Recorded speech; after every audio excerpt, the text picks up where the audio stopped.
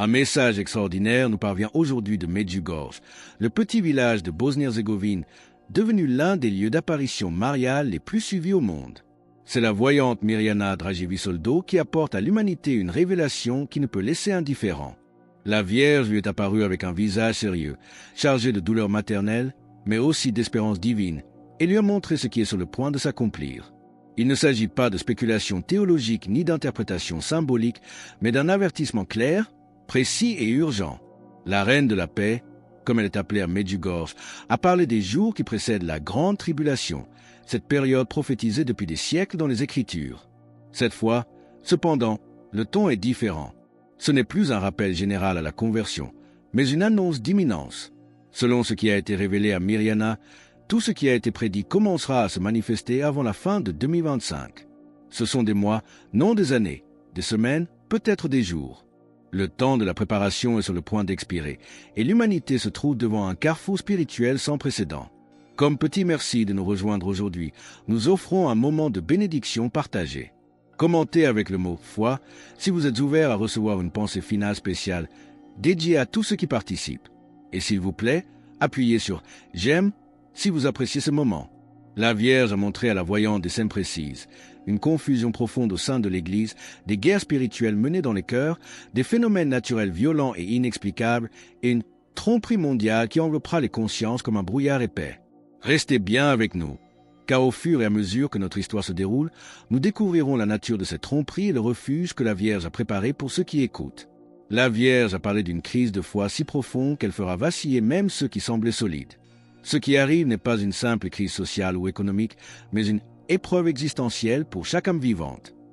Elle a parlé comme une mère qui voit ses enfants courir vers un précipice et qui hurle de toutes ses forces pour les arrêter. Le monde, a-t-elle dit, est arrivé au point de rupture. La mesure du péché est comble. La patience de Dieu, bien qu'infinie, est sur le point de laisser place à la justice. Ce n'est pas une punition, mais une conséquence naturelle. L'humanité a rejeté la lumière et doit maintenant traverser les ténèbres qu'elle a elle-même générées. Mirjana a décrit des images terribles, des villes dans le chaos, des églises vides ou transformées en lieux de culte mondain, des chefs religieux trahissant l'Évangile pour plaire au pouvoir. Mais la chose la plus effrayante qu'elle ait vue est un mensonge. Un mensonge si séduisant qu'il parviendra à tromper même les justes. D'où viendra cette tromperie? La vision de Mirjana ne s'est pas arrêtée à cette tromperie spirituelle. Elle s'est étendue aux signes physiques qui l'accompagneront. La Vierge lui a montré des tremblements de terre se produisant dans des lieux jugés impensables, des phénomènes atmosphériques d'une nature jamais vue auparavant, des éclipses et des perturbations célestes qui sembleront, pour ceux qui ont des yeux pour voir, tenter de communiquer un message à une humanité sourde et distraite. La Madone a expliqué que la création elle-même est en train de gémir. La Terre, a-t-elle dit, se rebelle contre les abus qu'elle a subis. Et il ne s'agit pas seulement d'un abus écologique, mais d'un abus spirituel bien plus profond. C'est une vision qui fait écho à la plainte de l'apôtre Paul dans sa lettre aux Romains, car nous savons que, jusqu'à ce jour, la création tout entière soupire et souffre les douleurs de l'enfantement. Romains 8h22.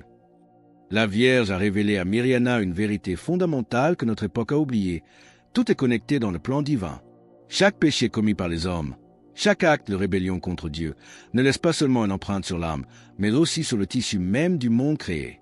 Aujourd'hui, cette blessure collective est devenue si profonde qu'elle provoque des convulsions visibles. Ce n'est pas du catastrophisme, a insisté la Vierge, c'est la réalité. La nature, dans sa pureté originelle, répond au désordre moral par le désordre physique. Mirjana a rapporté que la Vierge plairait en montrant ces scènes. Non pas des larmes d'impuissance, mais des larmes d'amour infini. Car chaque âme qui se perd dans cette confusion, chaque âme qui choisit les ténèbres, est une douleur immense pour son cœur immaculé. C'est la douleur de la mère qui voit ses enfants non seulement en danger, mais aussi être la cause de ce danger. Le tableau semble apocalyptique, une tromperie spirituelle venant de l'intérieur et une création physique qui s'effondre sous le poids de notre péché. La situation pourrait sembler désespérée. Et pourtant, même au milieu de cette description dramatique, au cœur même de l'avertissement le plus sombre, la Mère de Dieu n'a jamais cessé d'indiquer la voie de sortie. Elle a répété avec insistance qu'il n'est pas trop tard. Même maintenant, jusqu'au tout dernier instant avant que la tribulation ne se déploie complètement, il existe une possibilité de salut. Mais ce salut ne viendra pas de vagues sentiments ou de bonnes intentions reportées à demain. La Vierge a donné des indications précises, des actes concrets, les seuls capables de nous sauver. Quelles sont ses instructions vitales et quel est ce refuge qu'elle nous offre? Mais au milieu de cette description dramatique, la Mère de Dieu n'a pas cessé d'indiquer la voie de sortie. Elle a répété avec insistance qu'il n'est pas trop tard. Même maintenant, jusqu'à l'ultime instant avant que la tribulation ne se déploie complètement, la possibilité de se sauver existe. Mais cela exige des actes concrets et non de vagues sentiments ou des bonnes intentions reportées à plus tard. La Vierge a donné des indications précises, les clés pour traverser ce qui vient. La première clé est une foi vivante. Pas une foi théorique, culturelle ou de façade, mais une foi qui brûle comme un feu intérieur, qui transforme chaque geste quotidien en prière et qui n'a pas peur du ridicule ou de la persécution. La deuxième est la prière constante. Pas seulement la prière formelle du matin ou du soir, mais la prière du cœur, ce dialogue permanent avec Dieu qui se vit au travail, dans le repos, dans la joie comme dans la douleur. La troisième est le jeûne. Elle a demandé de nouveau le jeûne, non pas comme une pratique ascétique dépassée, mais comme un acte puissant de domination de l'esprit sur la chair, une renonciation volontaire qui libère un espace intérieur pour accueillir la grâce de Dieu. La quatrième clé est la confession fréquente. La Vierge a insisté sur ce point. Seule une âme purifiée peut résister à l'assaut du mal. Le sacrement de la réconciliation n'est pas une option, c'est l'armure puissante contre les forces de la tromperie. La cinquième est le détachement des illusions du monde. L'argent, le succès, la célébrité, les plaisirs éphémères, tout ce qui promet le bonheur mais ne livre que le vide. La Vierge a averti, celui qui restera attaché à ces choses sera entraîné dans leur chute lorsqu'elles s'effondreront. Car elles s'effondreront étant bâties sur le sable. Enfin, la sixième clé est l'union fraternelle. Les croyants ne doivent pas s'isoler. Ils doivent se chercher, se soutenir, former des communautés vivantes où la foi se transmet par le témoignage. C'est un avertissement vital. Dans les jours de la tribulation, celui qui sera seul vacillera, mais celui qui sera entouré de frères dont la foi résistera. Ces six piliers, la foi vivante, la prière, le jeûne, la confession, le détachement et la communauté, sont les instructions claires du ciel. Mais elles ne sont pas une fin en soi. Elles sont le chemin qui mène au seul véritable refuge. Beaucoup, en lisant les prophéties, ont imaginé un lieu physique, une cité cachée dans le désert. Mais la Vierge a révélé à Mirjana quelque chose de bien plus profond et d'accessible à tous, un sanctuaire que le monde ne peut voir. De quel refuge s'agit-il? Et comment pouvons-nous y entrer dès maintenant? L'un des aspects les plus surprenants de la révélation faite à Mirjana concerne la nature du refuge. Pendant des années, beaucoup, en lisant les prophéties bibliques, ont imaginé des lieux physiques, comme Pétra, la cité taillée dans la roche, où les fidèles pourraient se cacher physiquement pendant la persécution. Mais la Vierge Marie a révélé quelque chose de différent et de bien plus profond. Elle a expliqué que oui, Dieu a préparé un refuge, mais ce n'est pas un refuge de pierre. C'est un refuge spirituel, un sanctuaire invisible aux yeux du monde, mais parfaitement réel aux yeux de Dieu. Ce refuge, a-t-elle dit, est son propre cœur immaculé. Ce sanctuaire est accessible instantanément à quiconque se consacre à elle avec un cœur sincère. Il n'est pas nécessaire de fuir physiquement dans un désert lointain ou de chercher des grottes dans les montagnes. Il suffit d'entrer dans son cœur par la prière, par la dévotion et par un abandon total de sa vie entre ses mains. Quiconque se réfugiera là sera protégé, même au milieu du chaos le plus total, même si le monde autour de lui brûle. Si ce message de protection, la promesse d'un refuge spirituel inviolable au sein même du cœur de notre Mère, résonne profondément en vous et que vous vous sentez poussé à affirmer votre foi en cette divine providence, partagez Amen dans les commentaires ci-dessous. La Vierge a toutefois été claire.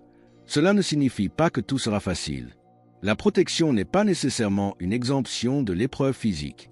Certains, a-t-elle expliqué, seront appelés au martyre et ce sera là leur plus grand triomphe. Mais la protection garantie est spirituelle. Personne ne pourra leur arracher la paix intérieure, personne ne pourra leur voler la certitude de leur salut. La Madone a assuré que pendant la grande tribulation, elle marchera elle-même aux côtés de ses enfants, invisible mais présente, tout comme elle se tenait, présente et aimante, au pied de la croix de Jésus. Quiconque l'invoquera ne sera jamais seul. Il y aura des épreuves terribles, des moments où il semblera que Dieu a abandonné le monde, des nuits obscures de l'âme où la tentation du désespoir sera d'une force inouïe. C'est l'épreuve ultime de la foi. Mais que se passera-t-il pour ceux qui tiendront bon? Qu'a vu Mirjana juste après cette description de la nuit la plus sombre? Pour ceux qui auront tenu bon, Mirjana a raconté que la Vierge Marie lui a également montré la conclusion glorieuse de cette épreuve. Après la tribulation, après que le mal aura donné le pire de lui-même et semblera avoir triomphé, le Christ reviendra. Son retour ne sera ni symbolique, ni métaphorique. Il sera réel, visible et glorieux. Il reviendra en tant que juge et roi, et en un instant, tout ce que le monde croyait acquis sera renversé. Ce sera le grand renversement de l'histoire. Mirjana a vu ceux qui auront persécuté les justes être jugés, ceux qui auront trompé les âmes être démasqués, et ceux qui auront adoré le pouvoir au lieu de Dieu connaître leur véritable misère. Mais pour les autres, pour ceux qui auront résisté, même s'ils sont couverts de blessures, même s'ils sont pauvres et méprisés, même s'ils ont été considérés comme des fous par le monde, ils seront accueillis dans le royaume éternel. La Vierge a expliqué que c'est le temps de la séparation définitive. Il n'y aura plus de mélange entre le bien et le mal, plus de compromis, plus de zone grise. C'est un rappel direct des paroles du Christ lui-même dans l'Évangile. Celui qui n'est pas avec moi est contre moi, et celui qui n'assemble pas avec moi disperse. Matthieu 12h30. Le temps de la neutralité bienveillante est révolu. Chaque personne sur terre devra choisir de quel côté elle se tient, et le choix qu'elle fera en ces temps déterminera son destin éternel. Il n'y aura pas de voie médiane, pas de position neutre. Ce sera ou avec le Christ ou contre le Christ. C'est la réalité nue et crue que beaucoup dans notre monde moderne refusent d'entendre, mais que la Vierge Marie, dans sa clarté maternelle, est obligée d'annoncer, précisément parce qu'elle veut sauver tous ses enfants, jusqu'au tout dernier. C'est l'avertissement ultime d'une mère qui voit le moment final où la porte de l'arche est sur le point de se fermer. C'est l'appel à choisir la vie pendant qu'il est encore temps. Cette annonce de la séparation finale n'est pas une menace, mais la clarification ultime d'un choix que nous faisons déjà chaque jour, que nous en soyons conscients ou non. La Vierge Marie ne vient pas condamner, elle vient supplier les âmes de choisir le refuge de son cœur avant que la justice divine, qui est la conséquence naturelle de nos choix, ne suive son cours. Le message est si direct, si sans compromis, qu'il force une réaction. Comment le monde a-t-il réagi à une prophétie aussi radicale, et cette division a-t-elle déjà commencé? Comme on pouvait s'y attendre, le message de Mirjana a provoqué des réactions profondément contrastées. Certains l'ont accueilli avec un tremblement intérieur, se mettant à genoux pour prier, conscients de la gravité du moment. D'autres, cependant, l'ont rejeté avec dédain, le qualifiant d'énième prophétie catastrophiste. C'est une réaction aussi vieille que le monde, une forme d'aveuglement volontaire face à l'avertissement. L'apôtre Pierre en parlait déjà il y a 2000 ans. Sachez avant tout que, dans les derniers jours, il viendra des moqueurs avec leur raillerie, et ils diront, où est la promesse de son avènement? Car, depuis que les pères sont morts, tout demeure comme dès le commencement de la création. 2 Pierre 3, 3-4. Mais l'histoire du salut elle-même est une réfutation de cet argument. Noé a été ridiculisé pendant qu'il construisait son arche. Jérémie a été persécuté alors qu'il annonçait la chute de Jérusalem. Les premiers chrétiens étaient considérés comme des fanatiques lorsqu'ils parlaient de la destruction imminente du temple. Et pourtant, tout s'est accompli, exactement comme cela avait été annoncé. La Vierge Marie ne parle pas pour effrayer, mais pour préparer. Elle n'agit pas pour terroriser, mais pour convertir. Elle est une mère qui ne peut pas se taire en voyant ses enfants courir vers le danger sans crier pour les alerter. C'est dans cette optique qu'il faut comprendre Medjugorje. Ce lieu n'a pas été une série d'événements émotionnels ou de pèlerinages folkloriques.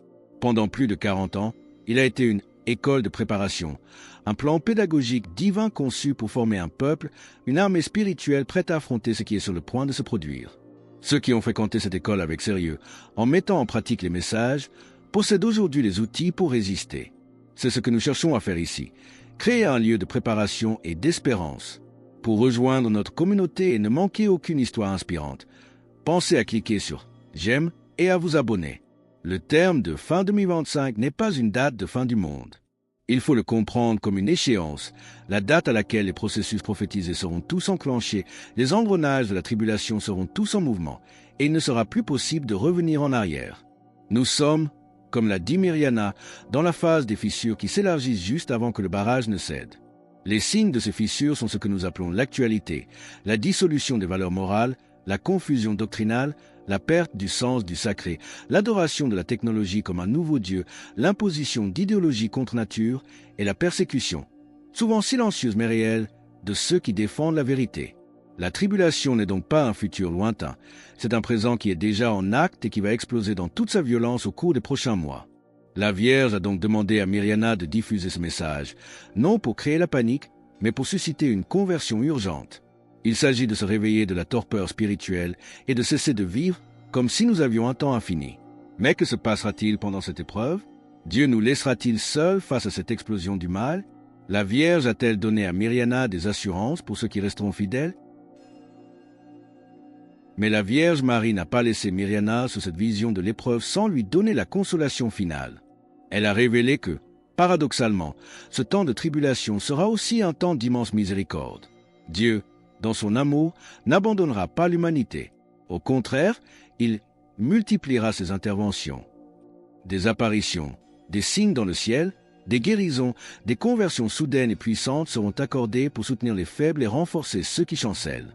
Dieu permettra au mal de se manifester si ouvertement pour que les âmes, enfin, puissent le voir tel qu'il est et le rejeter. C'est pourquoi la Vierge a affirmé que beaucoup se convertiront précisément pendant la tribulation. Des âmes que nous pensions perdues, celles qui sont aujourd'hui loin de la foi, deviendront peut-être les martyrs de demain, et leur sang sera une semence de nouveaux croyants. L'aspect le plus réconfortant de tout cela est la certitude de la victoire finale. La Vierge a insisté. Tout est entre les mains de Dieu. Le mal peut se déchaîner, mais seulement dans les limites qui lui sont accordées. L'Antéchrist lui-même, lorsqu'il paraîtra, pensera avoir conquis le monde, mais il ne fera qu'accomplir le plan divin qui mènera à sa propre défaite définitive. Dieu se servira de tout, même du mal le plus terrible, pour le bien de ceux qu'il aime. Cette certitude doit nous donner la paix. Nous ne sommes pas des victimes impuissantes en proie au chaos. Nous sommes des enfants de Dieu, protégés par sa providence. La peur est la première arme de l'ennemi. Si elle nous paralyse, il a déjà gagné. Mais la foi chasse la peur. Myriana a conclu son récit avec l'image la plus puissante que la Vierge lui ait laissée. Après la nuit la plus longue et la plus obscure, elle a vu une aube lumineuse. Elle a vu la terre purifiée, renouvelée, comme un jardin après la tempête.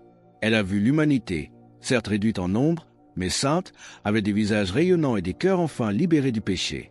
Elle a vu le Christ régner non plus dans le silence de l'Eucharistie, mais dans sa gloire visible. C'est cela, notre but. C'est cela, la promesse. La tribulation n'est que le passage obligé pour y parvenir, comme le travail douloureux qui précède la naissance. Nous sommes la génération appelée à vivre l'événement culminant de l'histoire du salut. C'est un privilège immense et une responsabilité tout aussi grande.